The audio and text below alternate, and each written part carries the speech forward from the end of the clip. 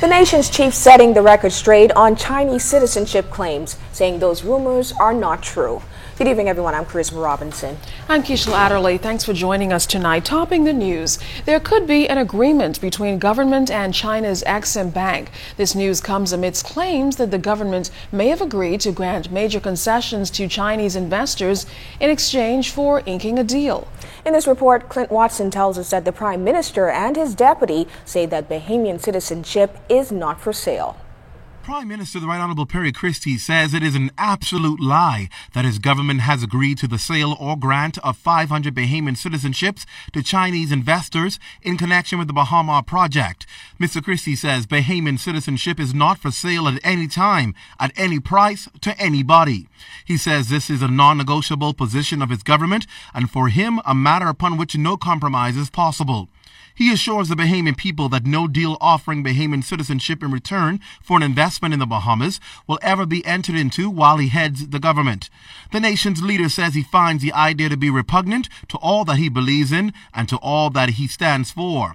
Today, a cabinet, Deputy Prime Minister the Honorable Philip Davis fully endorsed the Prime Minister's position. This is not a negotiable issue. The laws, we are ruled, this country is subscribe to the rule of law.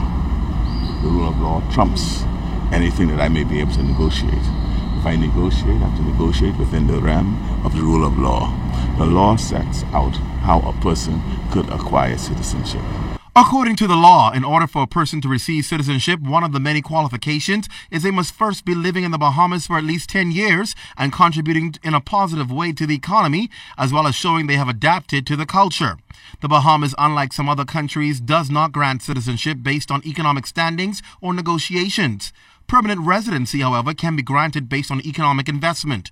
Regarding claims that the government has been requested to agree to granting Bahama a 30-year moratorium on casino licenses and paying taxes like value-added tax, Mr. Davis says that too is not true. No such agreement being put in place. In fact, a potential investor could ask for anything. All right. The fortunate thing about it, we are a land that believes in the rule of law. With that or any other concessions, the law sets out what we can do and not do. Right? And we will be working within the parameters of the law. In respect to a 30-year extension, I'm not aware of any such agreement on the part of our government.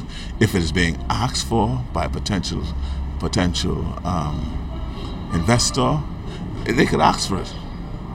But I don't know under what circumstances we will grant such a concession. Mr. Davis says he is not aware that these specific requests were made by the Chinese government, and while he did confirm that requests were made, he says nothing has yet been presented to cabinet. As to the issue on everyone's minds, negotiations to resume construction and open the property, and we think we are there.